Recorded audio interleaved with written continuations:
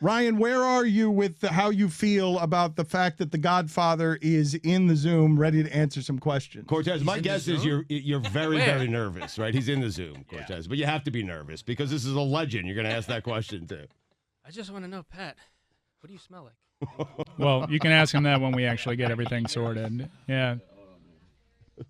I can't wait, Ryan. We've sort of blown the punchline here, but we can go ahead and ask. Pat, are you ready? Are you back with us and prepared to answer some of the hardest questions? I'm here. I can hear you. All right. All right. Good. Oh, so That's okay. a start. That's a start.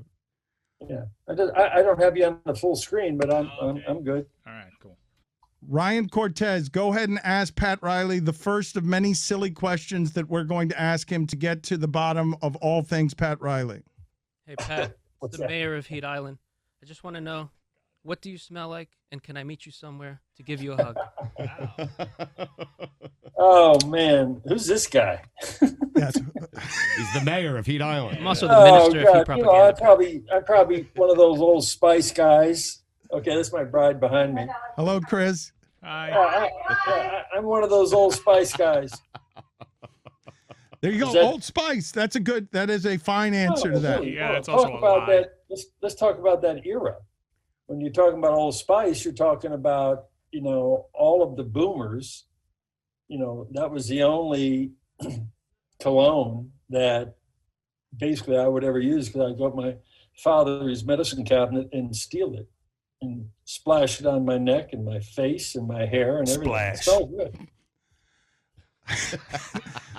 Pat, Old Spice. Yes, no, I would have. nice I breakdown would have of it. thought you had some incredible cologne, but that's part of the mythology of Pat Riley. You are somebody who has been very good to me and my family. You have been very good to my father over the years. After 6 decades of winning championships, Pat, why are you still doing this? You've accomplished everything that needs to be accomplished. Well, that's your opinion. Really, it's all in the eyes of the beholder. So I've been part of a lot of successful teams, and sometimes I begin to wonder whether or not it was because of them or because of me. And so I'm in my sixth generation in the NBA because I think I have something to offer, and I still like to win. And obviously, you know me as well as anybody, I don't like the way it ended. And the game will always have a way, not just the game of basketball, but anything that people have a passion in life for, that they would like to maybe at times think about extricating themselves from that. They get sucked right back in, pulled right back in, because they got to do more. And the day that you lose that you got to do more with your life, that you got to do more with what you love, God forbid if I have to go get a bag of golf clubs or something like that. I'm not going to do it. Pat, I'm wondering because, just about every season ends that same way unless you win the title. So had you won the title last year in the bubble, would you have considered retiring? No. Come on. I don't think you have to sort of rush yourself out of anything, because that might be the narrative or the thought process of a lot of people who cover you. So, at my particular age, I feel that I have a lot more left, a lot of energy. I feel like I got a sharp mind. I know over 60 years that I've collected a lot of wisdom and a lot of a reservoir of knowledge about what it takes to win and what kind of players we want and all of that stuff. So I'm not in any hurry to go anywhere else other than right now on vacation, and then come back and try to win a championship for the Heat. That's what we do. You used to do it with a point guard and a center, Pat. It was Patrick Ewing. It was Alonzo Mourning. It was Kareem. What do you feel about how the game has changed? Because it's a totally different game, totally different. Yeah. Dan, you take a look at, I think all of the sports, all of the professional sports, when you start watching sports as a young person, you can get, stung by the sport at any age that you fall in love with, and then you carry that on to as far as you can go. And at one time in your life, the sport is played one way, and there's an emphasis on certain things, during that either era or generation. And now in all sports, we're seeing dramatic change when it comes to how the game is played, performance by the players, training, the things that you have to do with players to get them up to speed to be able to play at the level they need to play at in today's game.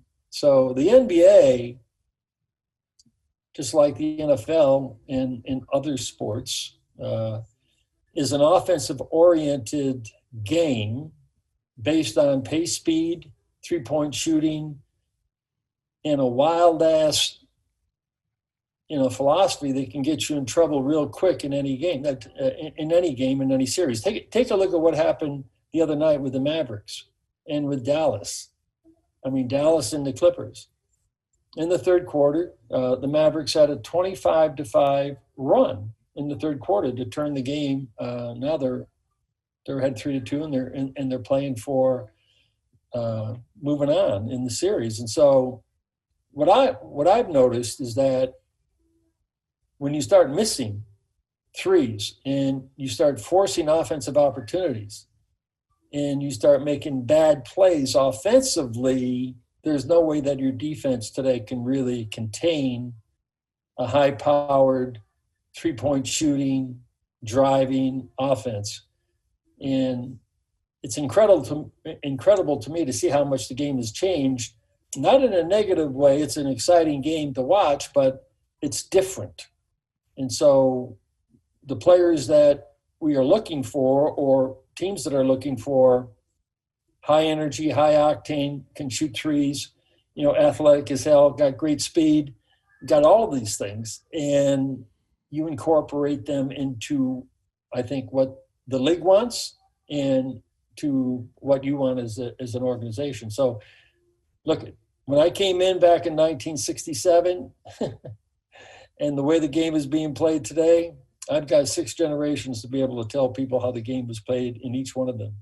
One of the things with you that I don't think, Pat, people understand the specifics of, you've told me before that when you and Alonzo Mourning would get face-to-face and you would be fine as the authority figure with Alonzo Mourning barking at you some form of fuck off or fuck you, as long as he was teaching you something. Something was being taught in the transaction. So a report comes out that Jimmy Butler is having conflict or tensions or whatever with the coaching staff from Shams, and my immediate thought was, like, Pat likes the contentiousness. He likes the discomfort. He likes the challenge. He likes that stuff is something that he feeds off of. How would you explain it to people? The idea that heat culture is something that Pat Riley likes conflict, likes challenge. It's normal. And one of the great books that I read years and years ago that had an impact on my life was The Road Less Traveled. And in that particular book by M. Scott Peck, there was, in the first paragraph, the first sentence of the book, it said, life is difficult. And sorry, Dan, I got to take this call. That's okay. I'm kidding you. I'm just kidding. But life is difficult. Your life is difficult, and so it is. And Peck goes on to teach you in the first 2 or 3 pages that once you understand, that life is difficult and that it's not easy, and that there are going to be incredible changes possibly in your life that will be difficult for you to overcome or to restart something or to jump into something else, then you know that life is normal. And so life being difficult has to do with sometimes creating crisis, your own crisis. And you've done that yourself at ESPN. I'm sorry to say, I've done it. And sometimes it works out, sometimes it doesn't. But whatever the rumors are out there about Jimmy Butler and anybody else who might have a problem with me or with Eric or with the team, it's normal. as long as you can teach me something, as long as, oh, I get it, I understand. So now look at, throughout my career as a coach, there wasn't one player on any team that I ever coached, a key player, that I didn't have disagreements with, didn't have yelling and screaming matches with, and whether it was Alonzo Mourning or Magic Johnson or James Worthy or Patrick Ewing or whoever, LeBron, Dwyane, Chris, it's just the way it is. And if it's too nice and too quiet, then you want to create something where there's tension. Otherwise, you're going to be apathetic at what you're doing all the time. We're going to let him go. The man has taught me a lot about sports, and I've told him this as well. He gave me the advice. You'll let me go? I thought you said no. Barkley's not for another half hour. It's Michelle. Well, then who's next? Okay. Michelle Beadle is next. Tell her that she's one of the very, very best, by the way. Okay, in what she does. Okay, but I'm going to finish with one story before Michelle comes on. Okay. Yes, of course. The floor is yours. Whatever you want. So, Mr. Le Batard, years ago, when I started this whole thing of mine, and it came to, becoming the head coach and executive, all the good things that have happened in my life, I go back to a year, 30 or 40 years ago, a day, when I was watching Zig Ziglar live. Okay, now, you know who Zig Ziglar is, Le Batard? Isn't it a motivational speaker? No, he's not a motivational speaker. He's a trendsetter. He's a thought provoker.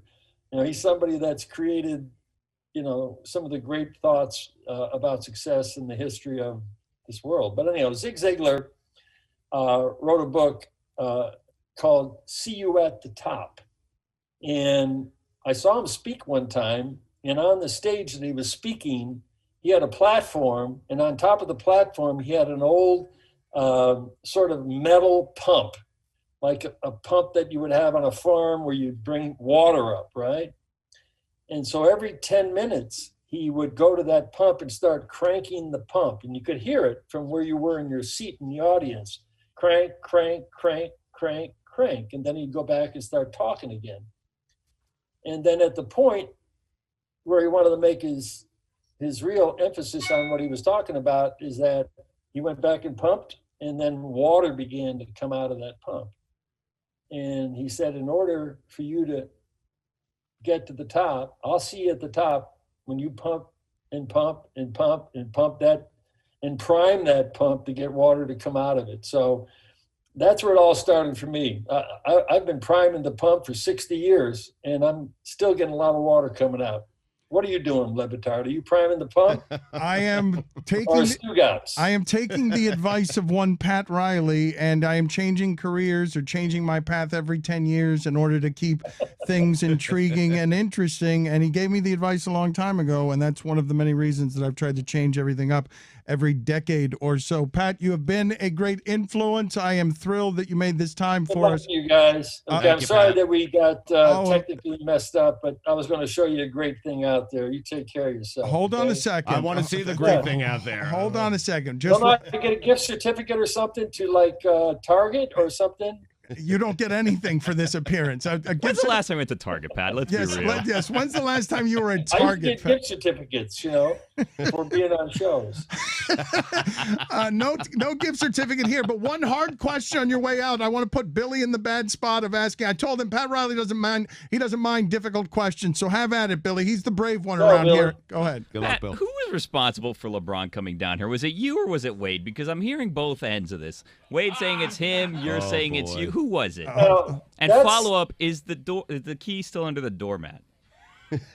Okay, look at you see this here? The wine, yes. Yep. The UFO again? But that's the worst thing that you could do with wine is pour that much into a glass unless you're really desperate.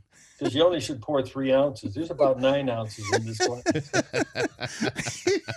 That was an answer. All right. I love that answer. That was an excellent answer. I thought it was going to be a 9-ounce interview, and it's not. It's a 3-ounce interview, and I poured too much.